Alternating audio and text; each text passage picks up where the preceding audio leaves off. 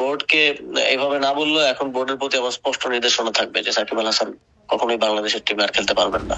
তবে কি জাতীয় দলে সাকিব আল হাসান অধ্যায় এখানেই শেষ? কিন্তু কেন? চলুন জেনে আসি এর পেছনের গল্প।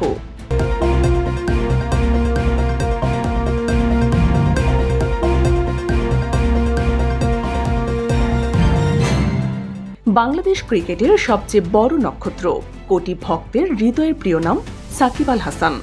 কিন্তু এবার সেই সাকিবকে আর জাতীয় দলের জার্সি গায়ে দেখা যাবে না, এমন ঘোষণা দিলেন যুব ও ক্রীড়া উপদেষ্টা আসিফ মাহমুদ সজীব ভুঁইয়া।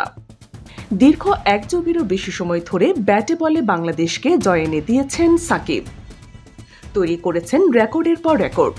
কিন্তু রাজনৈতিক বিতর্ক, সামাজিক যোগাযোগ মাধ্যমের বাকযুদ্ধ এবং একাধিক অভিযোগের কারণে এবার তার ক্যারিয়ারে নেমে এলো অন্ধকার।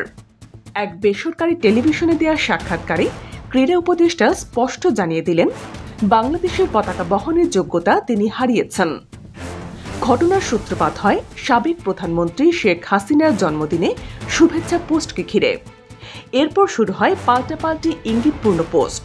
ক্রীড়া উপদেষ্টা দাবি করেন, সাকিব আওয়ামী লীগের রাজনীতির সঙ্গে গভীরভাবে যুক্ত।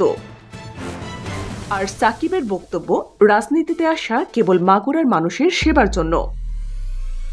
2019 বিশ্বকাপের নায়ক, 14,000 রান আর 650 উইকেটের মালিক সেই সাকিব এখন কার্যত জাতীয় দলের বাইরে।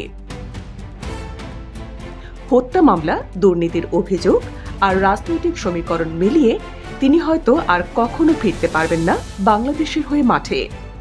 বাংলাদেশের ইতিহাসের সেরা ক্রিকেটারের এমন বিদায় কি মেনে নিতে পারবে কোটি ভক্তের হৃদয়? আপনার মতামত কমেন্টে জানাতে ভুলবেন না।